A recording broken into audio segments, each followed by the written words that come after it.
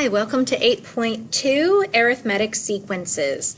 So we're going to take a look at predicting terms, writing recursive rules, and then other representations of arithmetic sequences. And arithmetic just means that we're adding the same thing over and over again. So basically linear type sequences is what we're looking at here.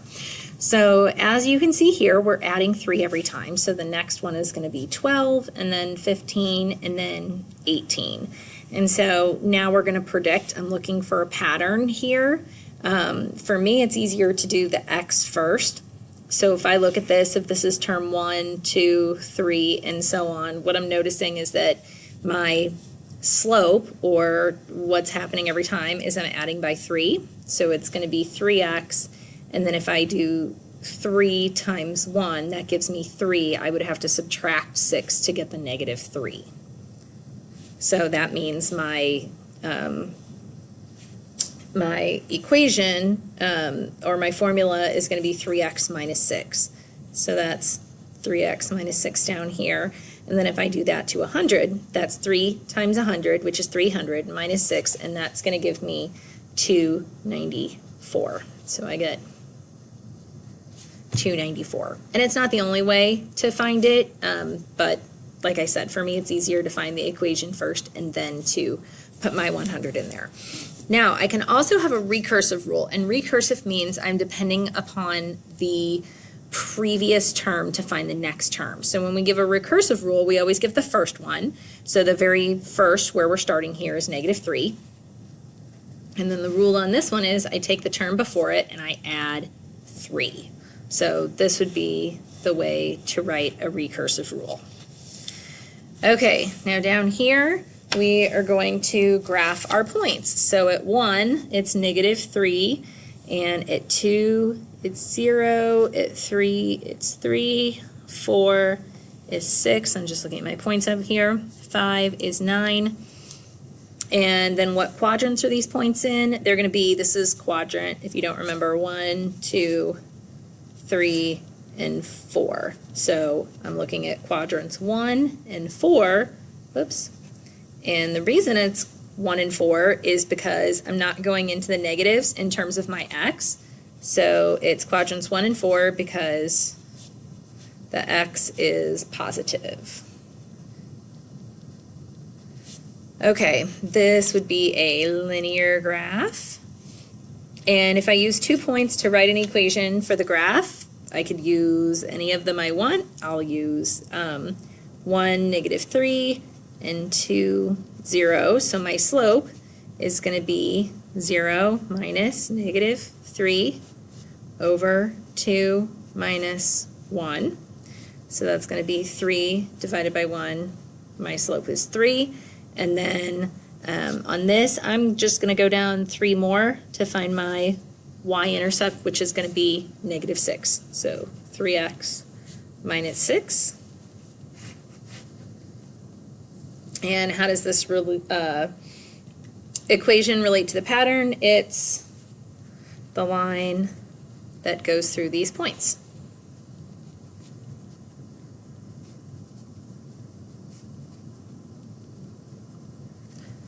Okay, well, let's take a look at the explicit rule here. So this is my formula.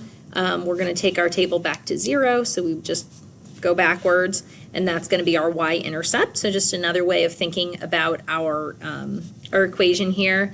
Your common difference. So common difference here is 3. It's another way of saying slope when we're talking about sequences. Instead of saying slope, we say common difference, and the abbreviation for that is d, and then write our function. So it's going to be f of x equals 3x minus 6.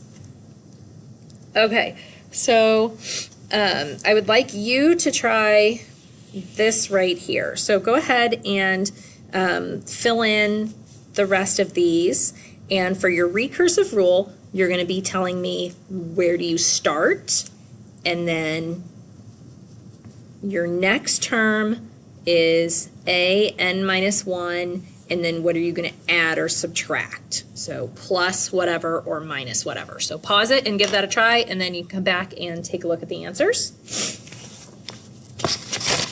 Okay, here are my answers, and for this one you certainly could have written negative 4x plus 13 as well for those. Okay, let's look at the next page.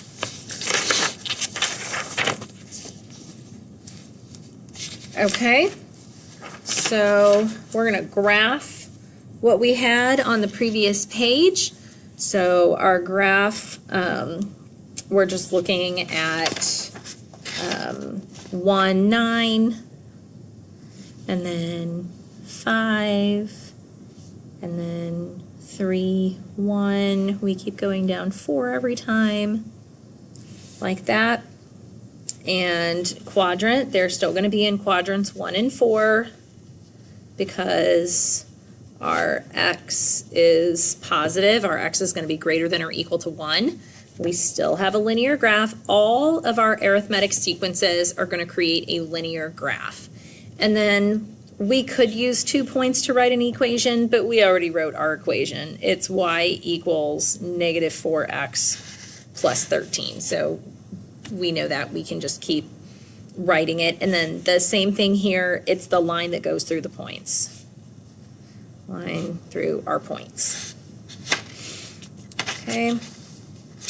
And then so this, if we're making a table, 2, 3, 4, 5, 6, 7, our 0 would be 13, 9. We just go down 4 every time. And our equation or function would be f of x equals negative 4x plus 13, or 13 minus 4x, however you want to write it. Okay, so this right here, for a1, we would just put 1 in there, so 3 times 1 minus 8 is negative 5. And then a2, if we put 2 in there, that's 3 times 2 is 6, minus 8 is negative 2. Our d, we're just going to see what's happening from here to here. We are adding 3. So d equals positive 3. And then the recursive formula. So recursive formula means we say where we're starting, which is going to be negative 5, and then a sub n equals a sub n minus 1. This just means the previous term, and then plus 3. And that's our recursive formula. Okay, there's another way to write it, and I think this is a really intuitive way to write it. It's just saying we have next, and that equals whatever you have now, plus whatever your common difference is or your rate of change is. So it looks like that.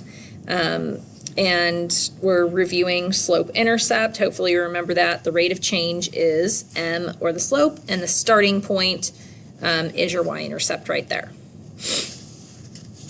So we're going to go both directions. What if we have an explicit formula? What's our now next? Or if we have our now next, what's our explicit formula? So we want a now next from here. So we're going to put start, and our start is going to be 13, and our next is going to equal whatever we have now, and then you can see that every time our common difference or our slope is going up 8. So that's what a now next equation looks like.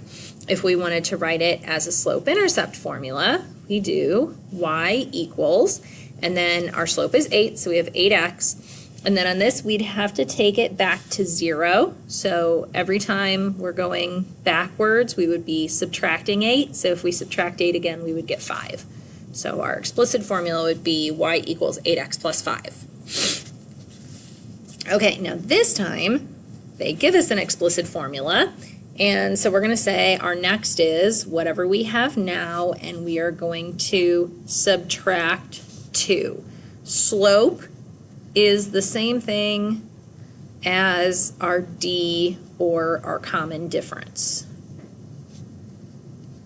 And we start whatever we put in here for 1. So if I put 1 in there, negative 2 times 1 is negative 2, plus 4 is positive 2. So our start is 2. Our recursive form, we would just say our a sub n minus 2, and then a sub 1 is where we start, same thing as start, which is 2. Okay, and that's it. So we could write an explicit formula, now next formula, or we could write it in recursive form. Any of those are good ways to write arithmetic sequences. Make sure you write down any questions that you have, and we'll talk about them in class.